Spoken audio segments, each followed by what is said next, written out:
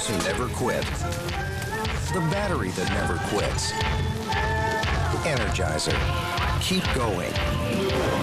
There is truth in advertising, yes I swear. Got new Nikes on my feet and Vidal Sassoon in my hair. I can sure use a Budweiser Fruit of the Loom underwear. There is truth in advertising, I swear. Why would they lie to me when they love what they sell? Plus we all know that the liars have a special fire in hell. On the television, radio, and in the magazines, the advertising gods perpetuate the American dream.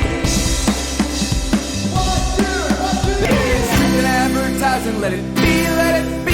Now I know that I don't need to buy everything they try to sell me, but so easily divided is a fool and his money. There is truth in advertising, let it be.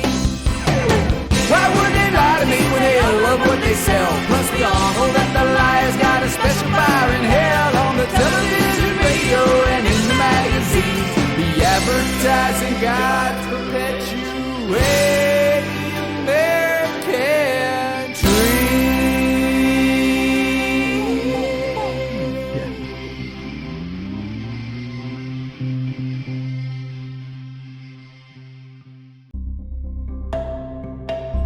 By the 1990s, with a winning lawsuit behind them, advertisements for the Energizer Bunny were pumped out left and right by a variety of companies, including Industrial Light and Magic. However, a lot of the spots still made use of the live-action remote-controlled bunny that had started the whole thing. Between 1993 and 1995, Energizer ran a series of commercials featuring a fake rival battery called Supervolt, including a Supervolt Weasel mascot, which was an obvious lookalike of Duracell. I guess it wasn't enough to blatantly rip off their mascot and steal where their mascot could be trademarked. No, they had to kick them while they were down, too. Energizer Bunny is a dirty mofo. The premise of this entire thing was that Supervolt was losing battery sales, and the CEO, portrayed by none other than the man, the myth, the legend, Rip Torn, had it out for the Energizer Bunny. He wanted to destroy its battery at any cost, and he would find a number of individuals who would help aid him in his quest for destruction. These ran the gamut from being a Blofeld parody to King Kong to Darth Vader, the Wicked Witch of the West, Wile E. Coyote, and even Boris and Natasha from Rocky and Bullwinkle. The Energizer Bunny was no longer an ad campaign. It had become a full-on action dramedy a la Get Smart. Obviously, none of these plans ever worked, and nobody ever succeeded in extinguishing the Energizer Bunny's everlasting battery. Not even a flock of vultures or a fox hunt could do the trick. And even the goddamn Grim Reaper himself gave up on waiting for him to die. Then, in 1991, Energizer Holdings unsuccessfully sued the Adolf Coors Company for copyright infringement for creating a parody of its ads. You're not just looking at a beer, far more.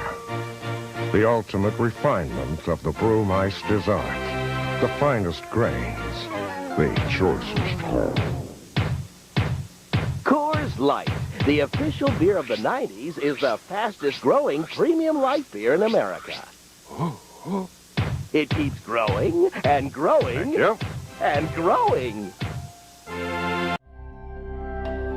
The advertisement in question had comedian Leslie Nielsen banging a bass drum while wearing rabbit ears as an announcer said, "It keeps growing and growing." Eventually, the court sided with Coors, noting the obvious substantial differences. But my favorite points in their defense were that Leslie Nielsen was not a toy, nor did he run on batteries. And while we don't know if Nielsen wasn't a toy running on batteries for certain, we'll simply have to take them at their word. But there's one very, very odd thing about the Energizer Bunny that I think you need to know about. And that is that despite the popularity of the mascot, despite his immediate leap to pop culture stardom, and despite the immense success of the campaign itself, sales for the batteries actually decreased during the years that they ran. Duracell claimed that 40% of its customers thought the campaign was promoting Duracell and not Energizer. While no evidence to these claims has been provided, and you'd have to be pretty goddamn stupid not to be able to tell the difference between the two rabbits, it certainly isn't impossible. That's what happens when you base your mascot off the mascot of another company in your own field.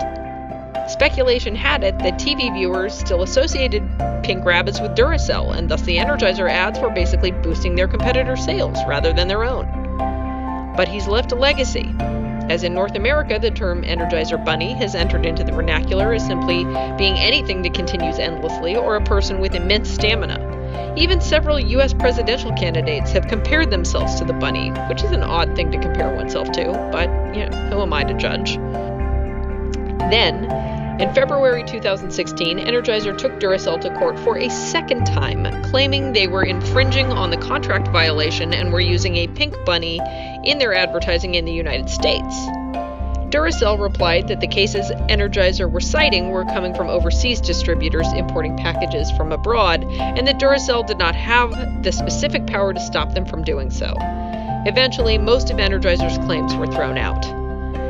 2016 saw yet another incident for our favorite Tom Tom Pound and Rabbit when in September they switched their advertising agency to Camp and King and introduced a new, more expressive bunny who was slimmer and had more facial expression. While they did indeed keep their signature drum and flip-flops and sunglasses, the only real aesthetic change would be that the pink fur was more realistic. The Energizer Bunny has had one hell of a career.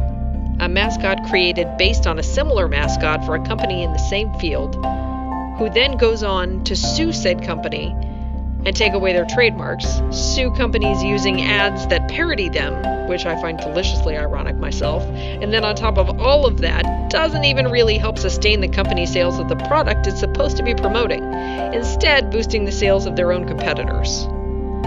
But I guess Energizer was right about one thing. That little pink bastard never stops. He just keeps pushing onward, beating his drum in the face of his adversaries, to continue and try and dominate a dying market. Boy, that sure was a rabbit hole now, wasn't it?